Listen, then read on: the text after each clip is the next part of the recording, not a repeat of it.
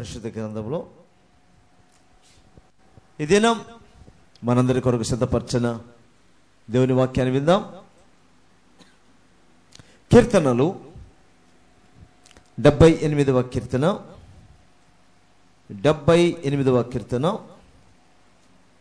39వ వచనాన్ని మనం చదువుకుందాం. కాగా వారు కేవలము శరీరులై ఉన్నారనియు విసరి వెళ్ళి మరలి రాని గాలివలే ఉన్నారనియు ఆయన జ్ఞాపకము చేసుకొనెను. దేవుడు, మనం సృజించిన సృష్టికర్త అయిన దేవుడు మనల్ని ఎలా జ్ఞాపకం చేసుకుంటున్నాడో ఈ వచనంలో జాగ్రత్తగా చూడొచ్చు. మనం ఎలా ఉన్నామో, మన స్థితి ఏంటో దాన్ని దేవుడు జ్ఞాపకం చేసుకుంటున్నాడు. మనకు ఈ జ్ఞాపకాలు రాకపోవచ్చు, కానీ దేవుడైతే జ్ఞాపకం చేసుకుంటున్నాడు. ఏమని జ్ఞాపకం చేసుకుంటున్నాడు ఆయన? ఏమని జ్ఞాపకం చేసుకుంటున్నాడు? వారు కేవలము శరీరులై ఉన్నారు. వాళ్ళు ఎలా ఉంటారు? కేవలము శరీరులై ఉన్నారు. ఆనాడు ఇశ్రాయేలు ప్రజలు తరచుగా దేవుని శోధించేవాళ్ళు, బాధపడేవాళ్ళు, తిరుగుబాటు చేసేవాళ్ళు. చాలాసార్లు దేవుడు తన కోపాన్ని అణుచుకునేవాడు. ఆయన అణుచుకుంటాడు. ఎందుకు అంటే కోపడితే వీళ్ళు ఏమైపోతారు. దేవుడు కోపడితే ఏ మనిషి కూడా దేవుని ఎదుట నిలబడలేడు. అందుకని చాలా వరకు కూడా దేవుడు ఆయన సంపూర్ణమైనటువంటి వాస్తవిక గల దేవుడు, కృపగల దేవుడు కాబట్టి ఆయన ఏం చేస్తాడంటే తను చాలా కంట్రోల్ చేసుకుంటూ ఉంటాడు. ఎందుకంటే దేవుడు కానీ కోపడితే, దేవుని ఉగ్రత కానీ ఆయన చూపడం ఆరంభిస్తే ఆయన ఎదుట ఈ భూమి మీద ఒక్క మనిషి కూడా నిలబడడం అన్నది అది అసాధ్యం. అందుకని చాలాసార్లు దేవుడు తన కోపాన్ని అణుచుకుంటున్నాడు. కానీ ప్రజలకు అర్థం కావటం లేదు. దేవుని ప్రజలకు, లోకస్తులు కూడా కాదండి, లోకస్తుల విషయం పక్కన పెడితే దేవుని ప్రజలకి ఆ విషయం అర్థం కాకుండా చాలాసార్లు దేవునికి మరి వ్యతిరేకమైనటువంటి పనులు చేస్తూ ఆయన బాధ పెడుతూ ఆయన కోపాన్ని రేపుతూ ఉంటారు. మరి ఆయన ఇలా మనల్ని జ్ఞాపకం చేసుకుంటున్నాడు. ఏమని జ్ఞాపకం? వారు కేవలము శరీరులై ఉన్నారని. శరీరం అంటే శరీరాన్ని కలిగిన వాళ్ళు. శరీరాన్ని కలిగిన వాళ్ళు అంటే తాత్కాలికమైనటువంటి జీవితం కలిగిన వాళ్ళు అర్థం. శరీరం శాశ్వతం కాదు కదా. ఆత్మ శాశ్వత కాలం ఉంటుంది, ఎప్పటికీ ఉంటుంది. వాళ్ళు కేవలం ఏమై ఉన్నారు? శరీరులై ఉన్నారు, శరీరాన్ని కలిగి ఉన్నారు. వాళ్ళకి లిమిటెడ్ పీరియడ్ ఉంటుంది భూమి మీద, ఇక లిమిటెడ్ టైం ఉంటుంది. అంతేగాని వాళ్ళు అన్లిమిటెడ్గా భూమి మీద ఉండలేరు. వాళ్ళు ఉండాలనుకున్న ఆ శరీరం కూడా ఉండదు, క్షీణించిపోతుంది ఆ శరీరం. కాబట్టి వీళ్ళు కొంతకాలం కనిపించి అంతలో మాయమైపోయే గాలి లాంటి వాళ్ళని ఆయన జ్ఞాపకం చేసుకున్నాడు. ఆ మాట చూడండి చక్కగా ఉందో. విసరి వెళ్ళి మరలి రాని గాలి వలె ఉన్నారని ఆయన జ్ఞాపకం చేసుకున్నాను. విసరి వెళ్ళి మరలి రాని అంటే తిరిగి రాని ఎలా ఉన్నారంట?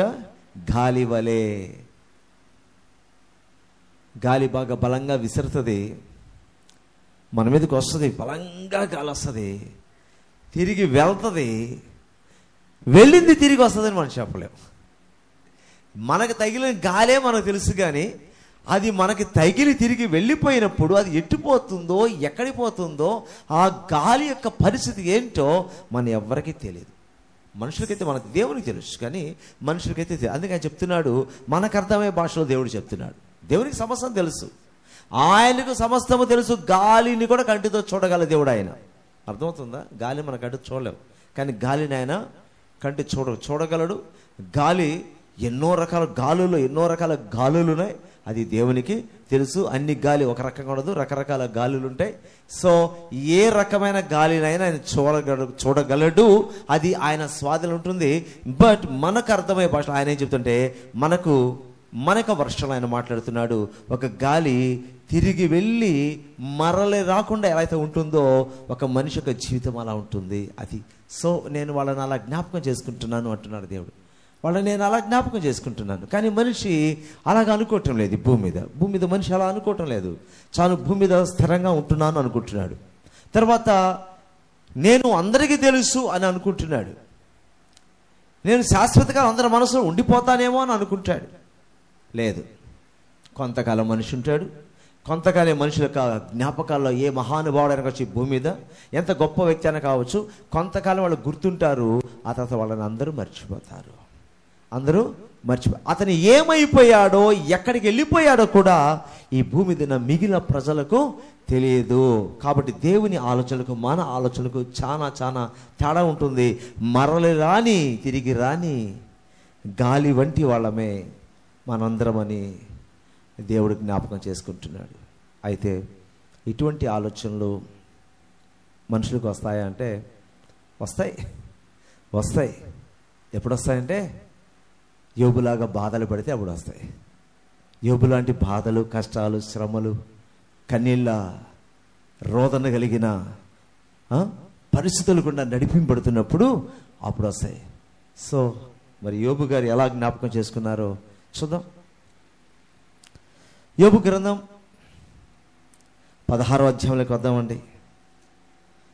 యోబు గ్రంథం 16వ అధ్యాయం 22వ వచనం చదువుదాం. 16:22. కొద్ది సంవత్సరములు గతించిన తరువాత తిరిగి రాని మార్గమున, కొద్ది సంవత్సరంలో గతించిన తర్వాత తిరిగి రాని మార్గమున నేను వెళ్ళుదును. యోబు ఒకటి తెలుసుకున్నాడండి. కొన్ని సంవత్సరాలు గతించిన తర్వాత, కొంతకాలం గడిచిన తర్వాత తిరిగి రాని మార్గమున నేను వెళ్ళిపోతాను. యోబుకి అర్థమైంది. బాగా కష్టాలు వచ్చినప్పుడు అర్థమైంది. ఏమర్థమైంది? కొద్ది సంవత్సరముల తర్వాత ఈ భూమి మీద ఏ మనిషి అయినా తిరిగి రాని మార్గము గుండా వెళ్ళిపోతాడు. తిరిగి వచ్చే మార్గం కాదు అది, ఒకటే మార్గం, సింగిల్ రూట్, డబుల్ రూట్ కాదు, ఒకటే వెళ్ళడం కానీ తిరిగి వచ్చేది లేదు. అటువంటి మార్గం గుండా నేను వెళ్ళుదంటే ప్రతి మనిషి కూడా వెళ్తాడు. సో తిరిగిన రాని మార్గం గుండా మనం వెళ్ళిపోతున్నాం మన వాస్తవాన్ని ఈ భూమి మీద ప్రతి మనిషి జ్ఞాపకం చేసుకోవాలి. వెళ్ళడం కానీ తిరిగి వచ్చేదంటూ ఉండదు. ఇలాంటి వాస్తవాలు కానీ తరచుగా మనిషి జ్ఞాపకం చేసుకుంటే ఈ భూమి మీద తన జీవితకాలాన్ని ఒక వ్యక్తి చాలా చాలా జాగ్రత్తగా జీవించడానికి ప్రయత్నం చేస్తాడు. తన కొరకు మాత్రమే కాకుండా ఇతరుల కొరకు జీవించడం, మరి ముఖ్యంగా తన కొరకు ప్రాణం పెట్టిన యేసయ్య కొరకు జీవించగలిగిన ఒక మంచి తీర్మానం కలిగినటువంటి అనుభవాలు కూడా ఒక వ్యక్తి నడిపింపబడాలి అంటే ఇలాంటి వాస్తవాలు తెలియాలి. తిరిగి వచ్చే అవకాశం లేదు. కానీ అన్ని జనులు అనుకుంటారు నేను మరలా భూమి మీదకి వస్తాను అన్నట్టుగా వాళ్ళు అనుకుంటారు. అంటే పునర్జన్మ ఉంది అని అంటారు. బైబిల్ కూడా పునర్జన్మ ఉంది. ఆ పునర్జన్మ ఏంటో తెలుసా? అంటే నిజంగా భౌతికంగా మనం చచ్చిపోయి మరలా ఇంకోసారి వచ్చి తల్లి గర్భంలో పుడతాం, అది కాదు. ఆధ్యాత్మికంగా పునర్జన్మ ఉంది. పాప విషయమై చనిపోయి మరలా క్రీస్తు యేసులో మనము క్రొత్తగా జన్మిస్తాము. ఆత్మ వలన నీటి వలన జన్మిస్తాం, అంతేగాని మరలా తల్లి గర్భంలోకి వెళ్ళి మనము రాము. ఈ పునర్జన్మ ఉంది బైబిల్లో. కానీ అన్య జనులు చెప్పుకునే పునర్జన్మ వేరే. వారు మరలా పుడతారు అన్నటువంటి ఒక భ్రమలో వాళ్ళు జీవిస్తున్నారు. ఒక్కొక్క కులానికి, ఒక్కొక్క మతానికి ఒక్కొక్క విధానాలు ఉండవు. కులాలు, మతాలు మనుషులు ఏర్పాటు చేసుకుంది. దేవుడు, మనుషులు, అంతే. దేవుని దృష్టిలో దేవుడు, మనుషులు. ఈ మనుషుల్లో దేవుని తెలుసుకున్న మనుషులు, దేవుని తెలుసుకోని మనుషులు, రెండు భాగాలు. దేవుని తెలుసుకున్న మనుషులనే మన క్రైస్తవులు అంటున్నాం. దేవుని తెలుసుకొని మనుషులను అన్ని జనులు అంటున్నాం. వాళ్ళు దేనికి సంబంధించినా సరే. కనుక మనం జ్ఞాపకం చేసుకోవాలి, ప్రతి ఒక్కరికి ఒకటే సిద్ధాంతం. వాళ్ళైతే అపవాది యొక్క మాయలో పడిపోయి, భ్రమలో పడిపోయి, వాడు చూపించే కొన్ని రకాల వాడు చేసే కొన్ని మ్యాజిక్లు ఉంటాయి. వాటిని బట్టి మళ్ళీ పునర్జన్మ ఉందేమో అని ఒక భావన వాళ్ళకు కలుగుతుంటుంది. వాళ్ళ పునర్జన్మ ఉద్దేశాలు ఎట్లా ఉంటాయంటే ఒక సిద్ధాంత ప్రకారంగా ఎలా ఉందంటే మనిషి డైరెక్ట్గా మనిషిగా భూమి మీద పుట్టక ముందు చాలా రకాల జంతువులుగా, పక్షులుగా ఒక మనిషి పుడతాడు. పిల్లిగా, పందిగా, కాకిగా, అన్ని రకాలుగా, దోమగా, చీమగా, ఈగగా, అన్నీ పుట్టి పుట్టి పుట్టి పుట్టి పుట్టి చివరిగా మనిషిగా పుట్టి చచ్చిపోయి ఆ తర్వాత అతను నరకాన్ని కానీ స్వర్గాన్ని కానీ వెళ్తాడు అనేది ఒక సిద్ధాంతం. ఇంకొక సిద్ధాంతం ఏంటి? ఈరోజు ఇప్పుడు ప్రస్తుతం మనిషిగా ఉన్నావు, నువ్వు మంచి పనులు చేసి దేవునికి మంచిగా ఉంటే నెక్స్ట్ నువ్వు మళ్ళీ మనిషిగా పుట్టే అవకాశం ఉంది. లేదంటే నెక్స్ట్ జన్మలో నువ్వు పందిగానో, కుక్కగానో, పంది కుక్కగానో, ఎలుగుగానో పుడతావు. ఎవరొకరు మరి ఇదొక మొత్తి పెట్టి చంపించేస్తే అక్కడతో శాప విమోచన అయిపోద్ది, తర్వాత ఇంకొక జన్మ నువ్వు తీసుకుంటావు అనే రకరకాల ఆలోచనలు ఉన్నాయి.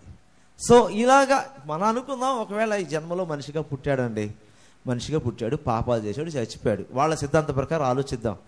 నెక్స్ట్ ఒక పందిగానో కుక్కగానో పుడితే వాడు తన జీవితాన్ని ఎలా సరి చేసుకోకూడదు? ఒక జంతువుగా ఏం పుణ్యకార్యాలు చేయగలడు అంటే మరలా మనిషి జన్మెత్తాలంటే వాళ్ళ సిద్ధాంతాల ప్రకారం ఆలోచిస్తే ఒక్కొక్కగా పుట్టాడు అనుకుందాం, పుట్టాడు. సో ఆ కుక్కగా పుట్టి ఏ మంచి పనులు చేసి మరు జన్మలో మనిషిగా పుట్టగలడు? అవకాశం ఉందా? జంతువులకి ఏమన్నా అంత మంచి పనులు చేసే అవకాశం ఏ పిల్లికి ఉంది, ఏ కుక్కకు ఉంది, ఏ పంది కుక్కకు ఉంది? లేదు. కుక్క బుద్ధి కుక్కగానే వస్తుంది, అది అరిసరిసి వస్తుంది. ఎలుకలు ఇబ్బందులు పెట్టి అవి వస్తున్నాయి. అన్ని రకాల జంతువులు అట్టే పోతున్నాయి.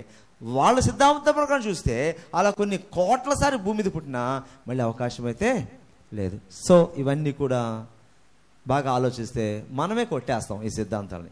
సర్వసాధారణ మనం మనిషి కొట్టే ఏలేదు పో అంటారు. సో మనిషి బైబిల్ చెప్తున్న సిద్ధాంతం ఒకటే, మనిషి ఒక్కసారే భూమి మీద పుడతాడు, ఒక్కసారే చనిపోతాడు, ఆ తర్వాత అతను నిత్యత్వము జీవిస్తాడు. జీవించే ఆ యొక్క స్థలాలు రెండు ఉన్నాయి. క్రీస్తును వారిని స్వీకరిస్తే పరలోక రాజ్యంలోకి వెళ్తాడు, లేక తన పాపంలోండి చనిపోతే నిత్య నరకంలోకి వెళ్ళిపోతాడు. ఆ మార్గం గుండా వెళ్ళినా వెనక్కి రాడు, ఈ మార్గం గుండా వెళ్ళినా వెనక్కి రాడు. సో ఒక వ్యక్తి మరణించిన తర్వాత తిరిగి వెనక్కి వచ్చే అవకాశం అయితే లేదు. వాడు పరలోకానికి వెళ్ళినా సరే, నరకానికి వెళ్ళినా సరే తిరిగి వచ్చే అవకాశం అయితే లేదు. తిరిగి రాని మార్గము గురించి యోబు ఇక్కడ చెప్తున్నాడు. సో మనందరూ కూడా ఒకరోజు ఈ మార్గాన్ని ఎదుర్కోవాల్సి ఉంది ఖచ్చితంగా. Must and should. ఎప్పుడని మనకు తెలియదు. ఈ తిరిగి రాని మార్గంలో ఒకరోజు మనం వెళ్ళాల్సిన పరిస్థితి అయితే ఉంది. దాన్ని అప్పుడప్పుడు గుర్తు చేసుకోవడం మంచిది. ఎవరైనా కానీ గుర్తు చేసుకుంటే శ్రేష్టమైన జీవితాన్ని జీవిస్తాం. ఇప్పుడు భయపడడానికి కోసం కాదు గుర్తు చేసుకునేది, ఏడవడం కోసం కాదు, దుఃఖపడడం కోసం కాదు గుర్తు చేసుకునేది. ఎందుకు గుర్తు చేసుకుంటామంటే మనం జీవిస్తున్న జీవితాన్ని చక్కగా జీవించడానికి మనం ప్రయత్నం చేస్తాం, మంచిగా జీవితానికి ప్రయత్నం చేస్తాం, మంచి పనులు చేయడానికి మనం ప్రయత్నం చేస్తాం, దేవుని చిత్తాన్ని జరిగించడానికి మనము ప్రయత్నం చేస్తాం. ఎందుకంటే ఒకరోజు మనం తిరిగి రాని మార్గం గుండా, తిరిగి రాని దారి గుండా వెళ్ళిపోతాం. ఇది వాస్తవం. మరొక మాట యోబు గారు చెప్తున్నారు, తిరిగి రాలేని దేశానికి వెళ్ళిపోతా నేను అంటున్నాడు. అసలు వెలుపలికి రాలేటువంటి రాజ్యంలోకి లేక దేశంలోకి నేను వెళ్ళిపోతాను అని చెప్తాడు. ఇదే యోబు గ్రంథంలో 10వ అధ్యాయం చూడండి. 10వ అధ్యాయం 20వ వచనం చదవండి. 10:20. నా దినములు కొంచెమే కదా, తిరిగి వెలుపులకి రాజాలని.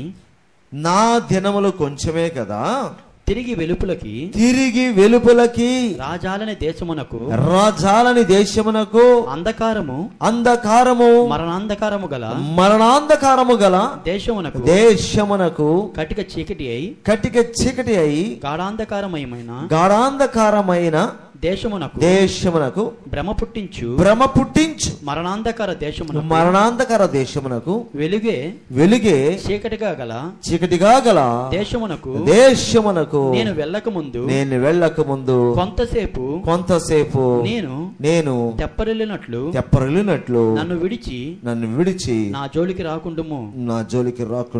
ఇక్కడ యోబు గారు చెప్తున్న మాటలు తెలుసా? 20, 21, 22 చూస్తున్నాం.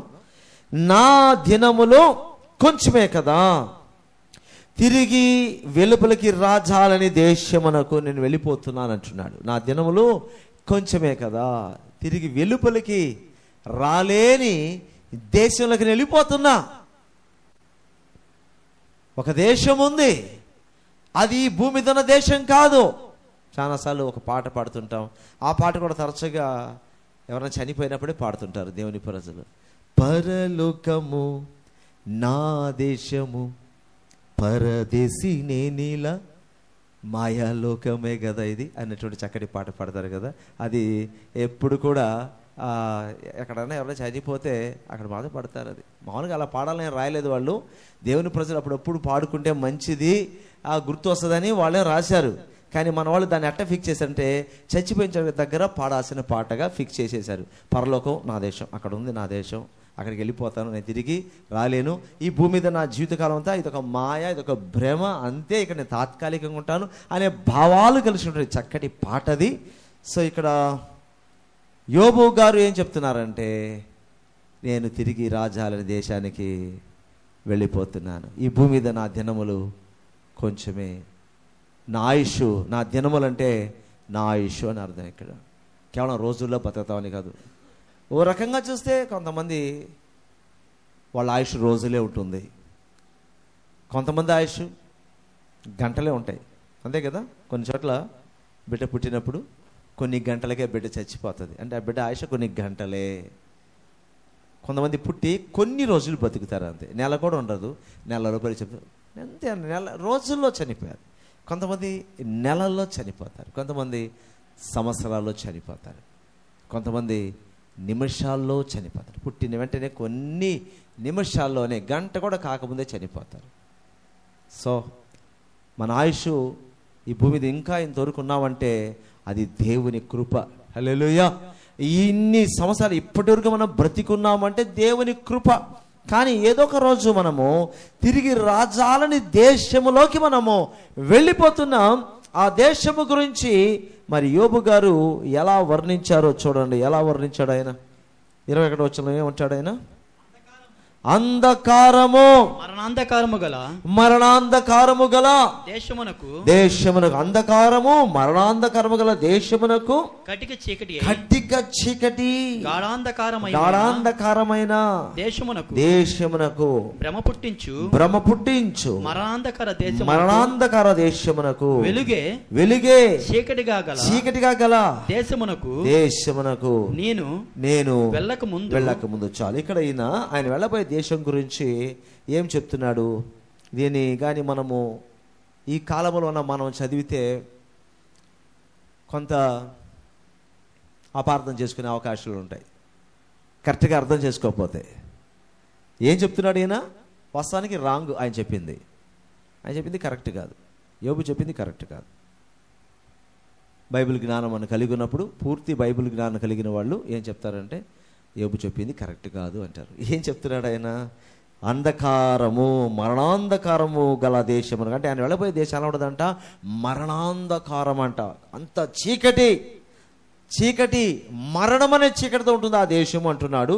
కట్టిక చీకటి అయినా గాఢాంధకారం అంటే దట్టమైన చీకటి, అసలు ఏం కనిపించని చీకటిగా ఉన్నటువంటి దేశానికి భ్రమ పుట్టించే మరణాంధకార దేశానికి నేను వెళ్ళిపోతున్నాను అన్నాడు. అంటే ఆయన వెళ్ళిపోయే దేశం ఎలా ఉంటుందంట? చనిపోయిన తర్వాత అంత చీకటి, గాఢాంధకరమైన చీకటి, మరణాంధకరమైన అంత చీకటి. అక్కడ వెలుగే ఉండదు, వెలుగు వదులు చీకటే అక్కడ రాజ్యమేలుతుంది అన్నట్టుగా సంబోధిస్తున్నాడు. ఎందుకు ఇలా ఆయన చెప్తున్నాడంటే, యోబు కాలంలో మరణం తర్వాత ఏం జరుగుతుందో పూర్తి వివరణ దేవుడు ఇవ్వలేదు. అది అర్థం. మరణం తర్వాత ఏం జరుగుతుందో యోబు కాలములో దేవుడు వారికి ఇంకా పూర్తిగా బయలుపరచలేదు కాబట్టి ఆయనకు ఊహతో చెప్తున్నాడు. కానీ కొన్ని వాస్తవాలు ఉన్నాయి. వెళ్ళే మార్గంలో వెళ్తే తిరిగి రాలేను, ఓకే రైట్. నేను వెళ్ళే దేశానికి వెళ్తే అక్కడి నుంచి తిరిగి రాలేను, అది రైట్, కొంతవరకు రైటే. కానీ మరి కొన్ని విషయాలు రాంగ్. ఎందుకు రాంగ్ అంటే వాళ్ళకి ఆ దినాల్లో బయలుపరచబడలేదు. కేవలం మానవ పరమైన కొన్ని రకాల భావనలు ఉంటాయి. కొంతమంది జనరల్గా మనం కూడా ఇక్కడ మాట్లాడుకుంటాం, చచ్చిపోతే ఎలా ఉంటుందంట అని కొంతమంది మనుషులు చెప్తుంటారు. ఎవడో ఒకడు రాశాడు, నేను ఆ యూత్లో ఉన్నప్పుడు ఒక బుక్ రాశాడు, చచ్చిపోయేటప్పుడు అంటే ఆయన చెప్పడం 1000 కత్తులతో ఒక్కసారి పొడిస్తే నొప్పి ఎలా ఉంటుందో అట్లా ఉంటుంది అంటే. ఓ ఏమో అట్లా ఉంటుందో అనుకున్నా నేను, అప్పుడు తెలీదు, అన్యుడిగా ఉన్నాను.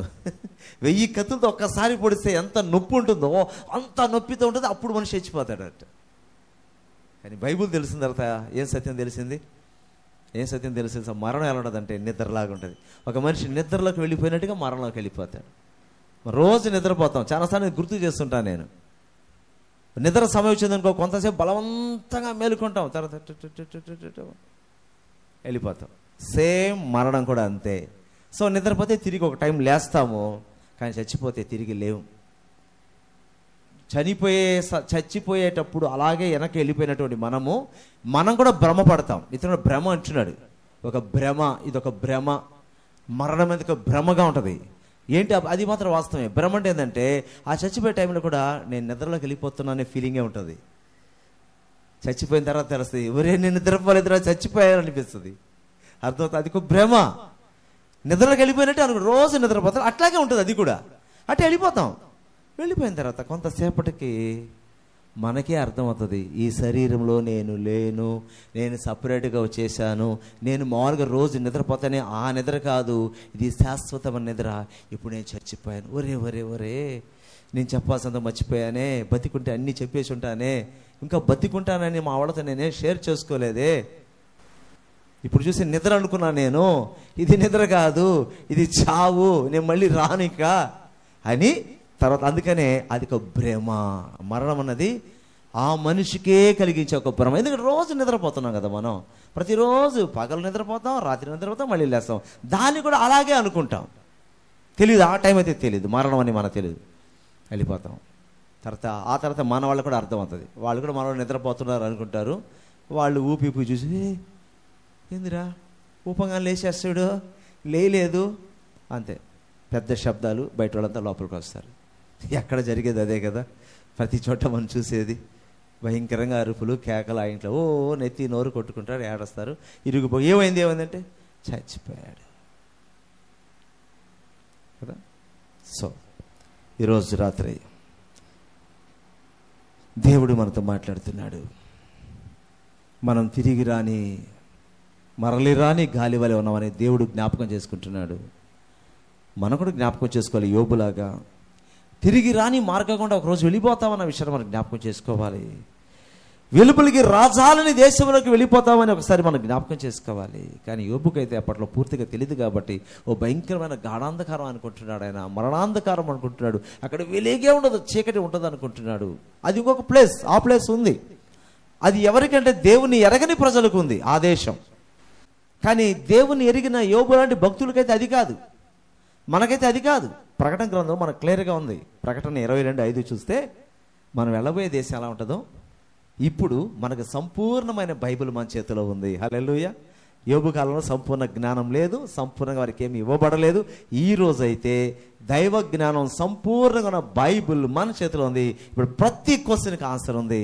ఆన్సర్ లేని క్వశ్చనే మన జీవితంలోకి లేదు, రాదు కూడా. 22:5 చూడండి. రాత్రి ఇక నన్నడు ఉండదు. చూసారు, రాత్రి ఉండదు. ఈయనేమన్నాడు, చీకటి అక్కడ ఉండేది అన్నాడు, రాత్రే ఉండదంట. అంటే అసలు చీకటే ఉండదంట. ఇంకా దీపకాంతి అయినను, దీపకాంతి, సూర్యకాంతి అయిన, సూర్యకాంతి వారికి అక్కర్లేదు. ఇంకా అవసరం లేదండి. దీపాలు పెట్టుకుని అక్కర్లా, ట్యూబ్ లైట్ అక్కర్లేదు, సూర్యుడు అవసరం లేదు. అంటే అర్థం ఏంటి? మొత్తం వెలుగు.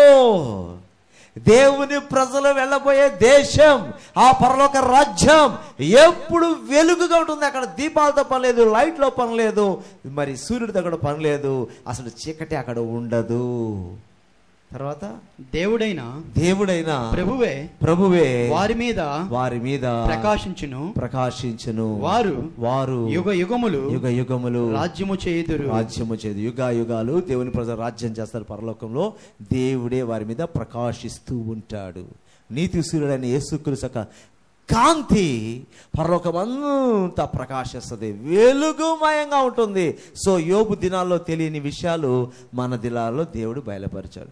ఇప్పుడు ఈ యోబు చెప్పిన విషయాలని ఒకవేళ ఎవరన్నా అర్థం చేసుకోకపోతే వాళ్ళు దాన్ని ఎలాగ తీసుకెళ్ళిపోతారు ఆ సందేశాన్ని కదా. పరలోకాన్ని నరకంలో ఉంటుందని చెప్పేస్తారేమో, లేదంటే కొంతకాలం పరలోకాలు ఎలాగంటే తర్వాత మెల్లగా వెలుగు వస్తుందని చెప్తారేమో. అట్ట కాదు. సో యోబుకి ఆ దినాలు అంత నాలెడ్జ్ లేదు, అంతగా బయలుపరచబడలేదు. కాబట్టి యోబు మాత్రం కాదు, అక్కడక్కడ కొంతమంది అలాగే మాట్లాడి ఉన్నారు, సో దాన్ని మనం ఏం అర్థం చేసుకోవాలంటే ఆ దినాలు వాళ్ళు పూర్తిగా దేవుడు కొన్ని బయలుపరచలేదు కాబట్టి వాళ్ళ సొంత జ్ఞానంతో అలా ఉన్నారు. ఆ ఉన్న విషయాన్ని బైబిల్లో కూడా రాయబడింది, ఎందుకంటే వాళ్ళు అలా ఉన్నారు. ఇప్పుడు మనకు సంపూర్ణంగా తెలిసింది, ప్రకటన దాకా మనకు వచ్చేసింది కాబట్టి, ఆది కాండం నుంచి ప్రకటన దాకా వచ్చింది కాబట్టి మార్పులు సంపూర్ణతలోకి. అందుకనే క్రొత్త నిబంధనకు సంబంధించిన మనము సంపూర్ణులము. మనం లేకుండా పాత నిబంధన వాళ్ళు సంపూర్ణులు కాలేరు. వాళ్ళు మరణించిన తర్వాత కొన్ని విషయాలు తెలుసుకున్నారు, మనం బ్రతికుండగానే మొత్తం తెలుసుకుంటున్నాం. హల్లెలూయా. వాళ్ళకి మన తేడా, వాళ్ళు చచ్చిపోయిన తర్వాత తెలిసి ఉంటుంది. ఒకవేళ యోబు గారు మరణించిన తర్వాత నేను ఏందో అనుకున్నాను, ఏదేదో రాసేసాను, ఇక్కడ చూస్తే ఎలా ఉంది అని యోబు అనుకోవచ్చు. కొన్ని దగ్గర దావీదు కూడా ఇలాగే ప్రస్తావించాడు. దావీదు కూడా అంత చీకటిగా ఉంటుందని కొన్ని దగ్గర చెప్పేసి ఉన్నాడు ఆయన కూడా. సో దావీదు కూడా వెళ్ళిన తర్వాత అర్థమైంటుంది, లేదు ఇక్కడ చీకటి లేదు, అంతా వెలుగుగా ఉంది. మరి ఎడ తెలుస్తుంది? యేసుక్రీస్తు వారు భూమి మీదకి వచ్చారుగా, మొత్తం ఆయనే చెప్తాడు ప్రజలకి, ఆయన శిష్యులే చెప్పారు, గ్రంథస్థం చేయబడింది. ఈరోజు మనందరం అదృష్టవంతులం, చాలా సంతోషించాల్సినటువంటి దినాల్లో. ఎందుకంటే మనకు పరిపూర్ణ దైవ జ్ఞానం కలిగిన బైబిల్ మన చేతిలో ఉంది, మొత్తం వివరణ మన చేతిలో ఉంది. ఈ రాత్రి దేవుడు మన చెప్తున్న విషయం ఏంటంటే, ప్రభువు ఎప్పుడు పిలిచినా మనం సిద్ధంగా ఉండాలి. ప్రభు మనం ఎప్పుడు పిలిచినా మనము సిద్ధంగా ఉండాలి. సో ఆయన రాకడకు సిద్ధంగా ఉండాలి, మన పోకడకు సిద్ధంగా ఉండాలి, ఆయన పనికి పిలిచినప్పుడు సిద్ధంగా ఉండాలి. ఆయన నువ్వు లేచి ప్రార్థన చెయ్యి అంటే సిద్ధంగా ఉండాలి, నువ్వు నా మాట చెప్పు అంటే సిద్ధంగా ఉండాలి. ప్రతి దానికి సిద్ధముగా మనం ఉండాలి. హల్లెలూయా. ప్రభు సందేశాన్ని దీవించుగాక.